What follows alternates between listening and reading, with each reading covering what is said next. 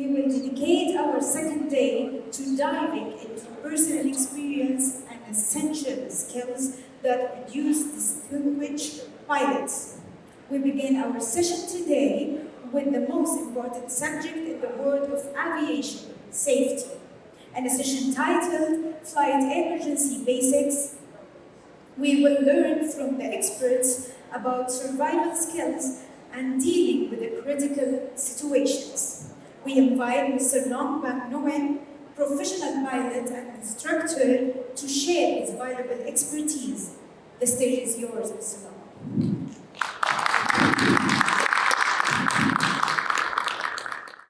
As you can tell, he and I, we went mountain flying in Idaho. And, oh, thank you. So I told Prince Sultan, I'm going to teach you how to fly a Kodiak like a glider. And he wouldn't believe me, but we did it anyway, and he was just, had a ball with it. So, I've been a search pilot for 30-something years. And so I'm the most senior search pilot in the state of Washington. So when we have a crash, a missing aircraft, I get the first phone call to go search for them. And so I belong to Washington Air Search and Rescue. We're all volunteer. The paychecks are really good. We just add 0, but we can't put a period in front of the 0 or a 1. So AKA freebie. You already know who I am. All right. So flying in Washington State or flying out here in the desert, it's just territory. But when an aircraft go missing, it's the same, whether it's in the desert or whether it's in the state of Washington. Now, can you see the crash airplane in this picture? This was back in 2017. A Sirius SR-22, they were out playing around and they ran out of space and they had to crash land in the mountain. You see right on top there, right 12 o'clock, just below the ridge line? All right, whether it's in the desert or in the snow, depends on the size of the aircraft and how the aircraft come in contact with the ground. It's very hard to see, especially if your aircraft is white, on white, okay? That's Navy Whitby out of the SAR, out of Whitby, the Naval Air Station. So there's the aircraft, there's the parajumper, and that's what the airplane looked like when it came in contact. The picture is not to scale, obviously.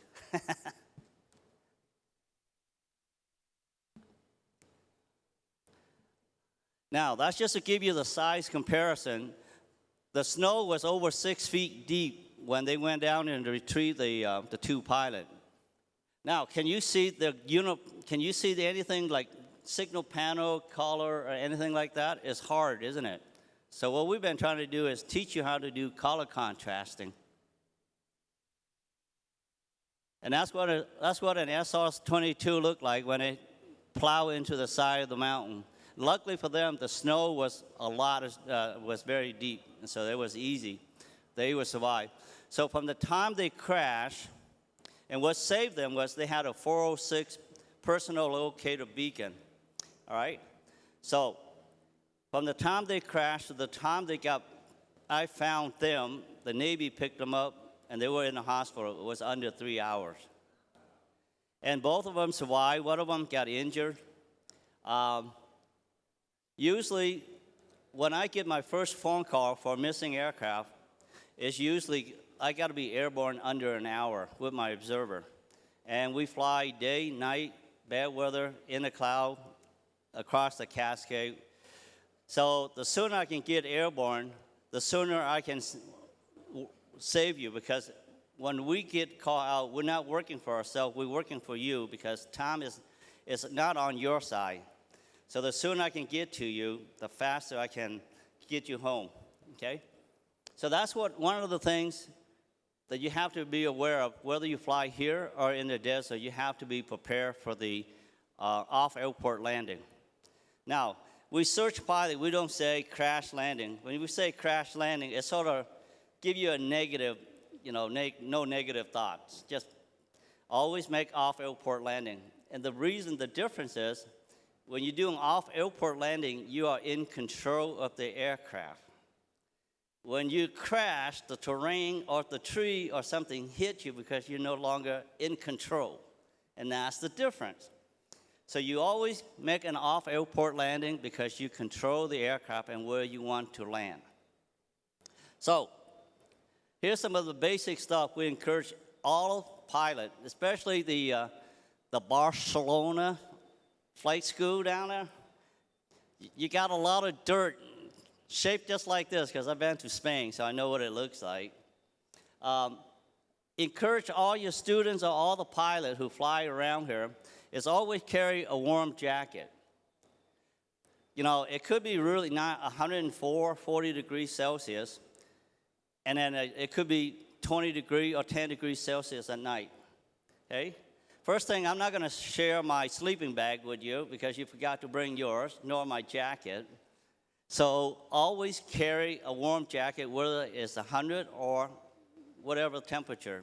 You don't have to wear it. You just got to put it in the aircraft, all right? Water. I know there's a lot of, you're going to get dehydrated really fast around here if you don't carry water, all right?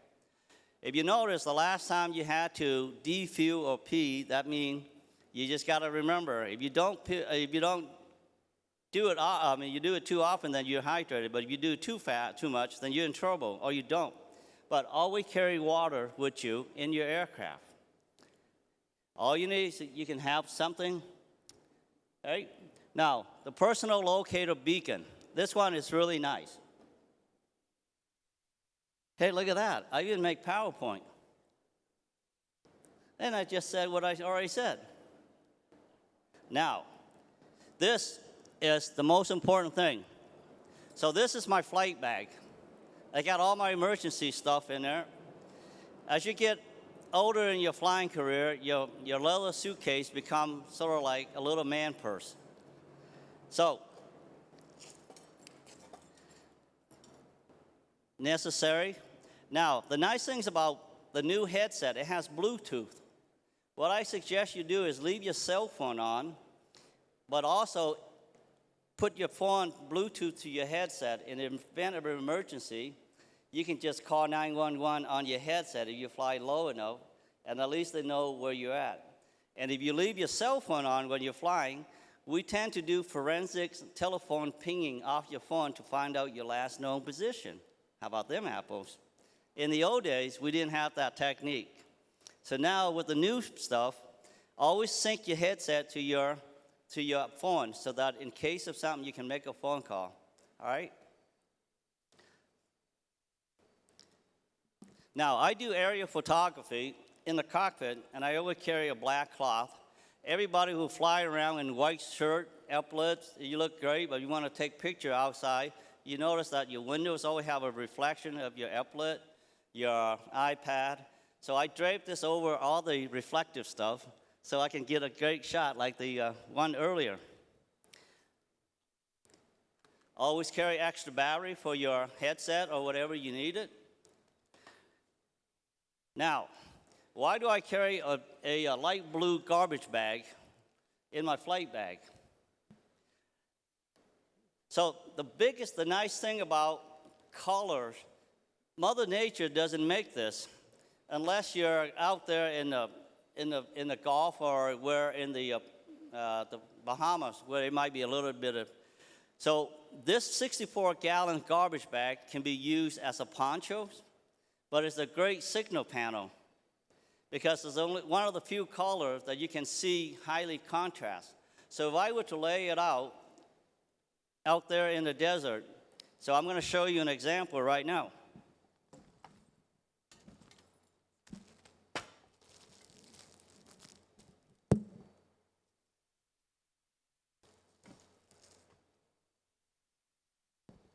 Signal panel. You can get a pack of 6 on Amazon anytime you want, and it fit perfectly in your little flight bag. But if you're starting out and you have a big flight bag, it's great. Let's pretend this is the sand out there, and you want to lay out the signal panel. You want something that is contrast in color, okay? So you want something that it catches your eyes when you look down instantly, and you don't have to wait until you're sitting on top of it to find out. So if I was to use this as you lay out a red signal panel. Let me know my time, then I'll get off the stage. You guys getting this? Is it educational? All right, so if I'm going to lay this, so if I were to put that out there in the desert, since you're flying out in the desert out here, it sort of blend in pretty quick because it depends on where you're at and what time of the year. The color could change, and the time of the day, it could change. And so it's pretty hard to see, right? Or you want to be, now, if I were to lay out this little light blue tarp,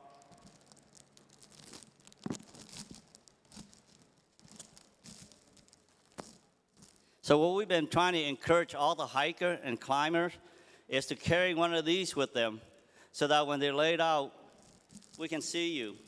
So the Navy had a missing hiker on the Pacific Crest Trail, and she slid off the trail. And they sat literally over the top of her for 30 minutes and couldn't see her because she was wearing dark clothing. Her tent was green, and then and we couldn't see them. So now, if I lay this out here, what catches your eyes first? It's like it's like who's the homeless guy out there in the dirt or something. But it's so great. Now, what's really neat about this, if I were to lay that out, and in my flight bag, I always carry, look at this guy, my personal 406 beacon. Now, if you buy one in Saudi Arabia, you have to register with those people right there. And then so that they know, with this one, I have registered to NOAA. So when I activate this, in about less than a minute, Air Force Rescue Center in Florida will know I activate my signal, and they will call Saudi Search and Rescue Agency, and they're going to call, hey, is there an Asian guy standing around with a 406 beacon? And they'll probably say yes. But it works really fast. We had an aircraft that was in maintenance. The beacon went off, and within 3 minutes, they already called me. So get one of these and turn it on and just lay there, and we will find you within under an hour. Once we get the signal going, we will find you. All right? In the event it's wet and you need to stay overnight, in my little flight bag, it has an emergency sleeping bag. I don't need to carry a lot of stuff. I just need to I'll leave the beacon on. I'll have my things running, my blue tarp on, and I drape myself in my blue garbage bags, and then I just go to sleep in this. And none of these stuff are that expensive, but it's compact enough where you can put it in your flight bags, okay? Now, what else is cool about it? You have to have a good flashlight. Because at night, if you have to go and park yourself at night and you want to use because in the state, we do fly searches at night. And I've gone out and searched for a missing aircraft where the rain went sideways instead of going up and down. But the point is, we're not working for ourselves, we're working for you. So we go out and fly and then make sure we find you. So the most important thing is when we do night operation, we got to be able to see you or signal. So if you carry a good flashlight, you can signal them without having any problem. So this is a really nice flashlight. It's not cheap.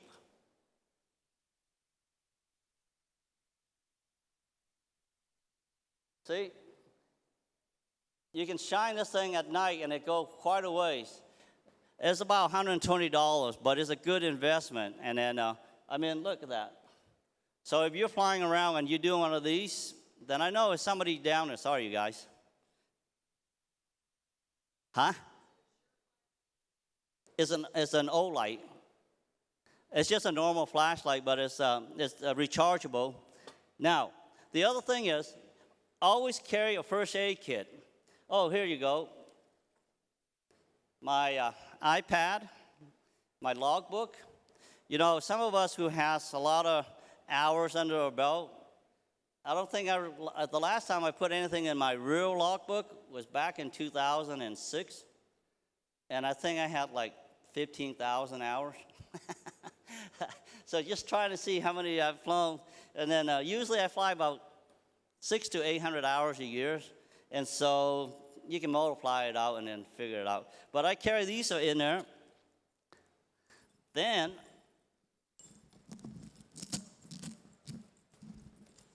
I also have one of these little guys.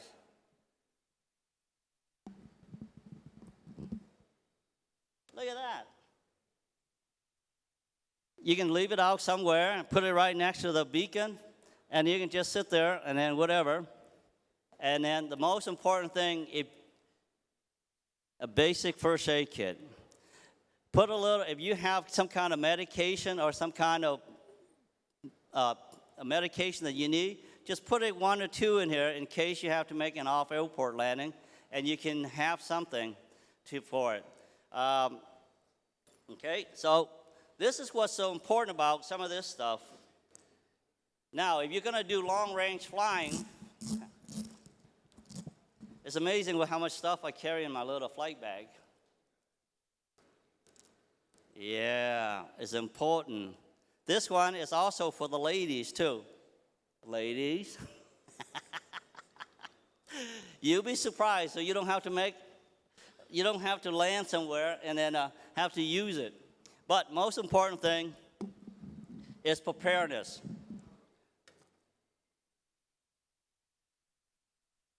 There you go. There's the light blue. What stands out? Now, remember, that is a swimming pool, so naturally it's going to be enhanced, but it contrasts with the sand around the beach there and such. And you can buy the emergency basic kit online. You don't have to have anything big and fancy, but enough for your aircraft. And then, why is this important? All the pilot, how many pilots carry a fire suppressant bag or a pair of gloves? Why do you think I have one of these in here?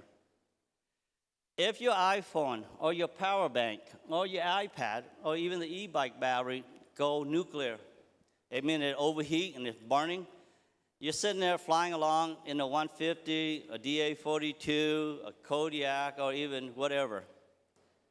You have to be able to grab hold of that burning battery and throw it out. I said, well, I'm going to grab hold of it, and it's like, it's like walking on fire. And you go to some of these events, and, go ahead and walk on it, and the first thing goes through your mind, why? And that's the first thing you want to do is like your power bank has gone nuclear. So you want to be able to grab hold of it and throw it out. And that's why you need to carry a pair of welder gloves or fire-resistant gloves, just for that reason. We had somebody who had a power bank accidentally drop, and it burned like crazy, and you can't put it out. And since in a 150 or in whatever aircraft, there's not enough water or enough stuff to suppress that fire once it gets going, all right? And then carry water. And then you don't have to buy a water bottle. You can carry one of these and such. So the moral of the story is always be prepared for whatever condition you fly in. and then pack your flight bag according to the condition you're going to fly, and understand what it takes. We have to go through survival classes as a search pilot, and it's sponsored by the state of Washington.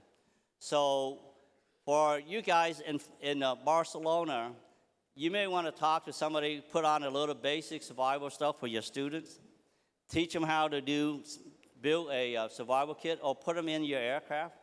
So in my 182, I have MREs, a big survival kit in the aircraft, and then I also got my 406 beacon everywhere I go. So that's the thing. Be prepared, and then enjoy flying. But always remember, fly the airplane until it stops. Do not stop flying. All right. And all of us pilots up here, I know all of you characters up here, you're all pilots, so you know what that's going to like. So aside from that, for some of you pilots that are flying, you may have some of these stuff here, and then plus the sleeping bag too, because I don't need to take it home. So, any question? Yes, ma'am. Have I what? That's the only one. Out of the in the 8 years, in the 32 years as a search pilot, my crew and we found 8 missing aircraft in the state. Only 4 survivors, and those 2 were the 2 survivors. The rest didn't make it. 2 of them were my friend. And so, aside from that, okay. Any other question? Thank you for your attention.